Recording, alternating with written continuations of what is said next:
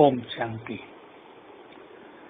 हम बाबा के बच्चे मास्टर क्रिएटर हैं। किसी भी स्थान के वाइब्रेशंस को क्रिएट करने की क्षमता हमारे पास है। हम अपनी इस क्षमता का प्रयोग करें। हमें एक बहुत बड़ा महान कर्तव्य मिला है, सृष्टि को नूतन बनाने का, भगवान के साथ ये महान कार्य करने का। हम सभी को अपने घरों में, अपने परिवारों में, अपने सेवा स्थानों पर वाइब्रेशंस को रूहानियत से भरपूर करना है। जहाँ रूहानियत के भरे हुए वाइब्रेशंस होते हैं, वहाँ सभी कार्य बिल्कुल सहज हो जाता है। देवकुल की आत्माओं को वहाँ आकर्षण होने लगता है और सेवाओं में वृद्धि होने लगती है। किसी भी स्थान के वाइब्रेशंस यदि रूहानियत से भरपूर हैं, तो वहाँ की सेवाएं दिन दुनी रात चौगुनी बढ़ जाती हैं। इसलिए सेवाओं पर पैसा खर्च करना, बहुत भागदौड़ करना, इससे भी कहीं सुलभ तरीका है कि हम अपने स्थानों पर रूहानियत का माहौल बनाएं। कैसे बनता है ये माहौल? व्यक्तिगत रूप से भी इसको किया जाए। हम जितना जितना योग युक्त रहते हैं और जितना उस स्थान पर व्यर्थ बातों से मुक्त अंतर्मुखी रहते हैं, रूहानियत का वातावरण बनता जाता है। हम अपने साथियों को आत्मिक दृष्टि से देखते हैं और स्वयं भी ये शरीरी होने का अभ्यास करते हैं, तो वातावरण में रूहानियत फैलती जाती है। जिस स्थान पर बहुत अच्छा योग अभ्यास होता हो, वहाँ के वाइब्रेशंस रूहानियत से भरपूर सबको आकर्षित करने वाले होते हैं। हमें अपने स्थानों को light house, night house and peace house बना देना है।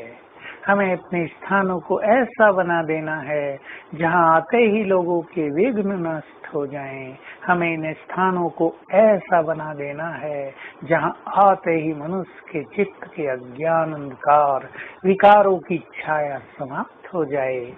ये हमारे ऊपर है। तो आइए हम स्वयं को इस कार्य का जिम्मेदार समझते हुए स्वयं में रूहानियत भरें, अपने घर में रूहानियत का माहौल बनाएं और अपने सेवा स्थान को भी रूहानियत की तरंगों से ओतप्रोत करें।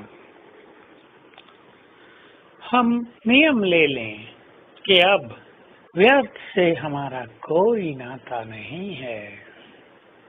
हम अपने श्रेष्ठ स्थानों पर व्यर्थ की लेन देन नहीं करेंगे, तेरे मेरे में नहीं रहेंगे, छोटे विचारों में या नेगेटिव विचारों में नहीं रहेंगे, क्योंकि यही चीजें हमारे वातावरण को भारी करती हैं, सांसारिक बना देती हैं। हम जिनकी ओर सारा संसार प्यासी नजरों से देखेगा, अब भी देख रहा है, हम सभी को अपने महान कर्तव्यों को पूर्ण करना है। हम याद रखेंगे बाबा के वे महावाक्य, बच्चे तुम्हारी सकाश की संसार को बहुत बहुत जरूरत है। जब दुखी होकर भक्त आत्माएं बाप को याद करती हैं, तो बाप अपने बच्चों को याद करते हैं, इन्हें सकाश दो।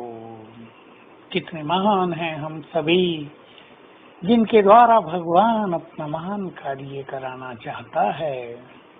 तो हम अपने को सक्षम बनाएं और विशेष रूप से नेपाल में जहाँ त्रासदी आई है, जहाँ अनेक आत्माएं दुखों से भरपूर हो गई हैं, जहाँ उन्हें कोई सहारा नजर नहीं आता है, हम सकाश दें, फरिश्ता बनकर उनके पास पहुँचे, उनके ऊपर आकाश में विचरण करें और उन्हें शांति की और शक्तियों की किरणें दें, ताकि उन्हें कुछ सहारे की अनुभूति हो सके। क्योंकि भगवान को पुकार पुकार के भी वो थकते जाते हैं। तो आज सारा दिन हर घंटे हम उन पीड़ित व्यक्तियों को सकाश देंगे, कभी यहीं से कि मैं मास्टर सर्वशक्तिवान हूँ, मास्टर दुख हरता हूँ और योग लगाएंगे और प्रैक्टिस करेंगे। मेरे मस्तक से किरणें निकलकर उन सभी पर पड़ रही हैं। दूसरा अभ्यास करेंगे, मैं फरिश्ता वहीं आकाश में ऊपर हूँ। बाबा से शांति की किरणें मुझ पर पड़ रही हैं और मुझसे नीचे सब पर पड़ रही हैं। ओम शांति।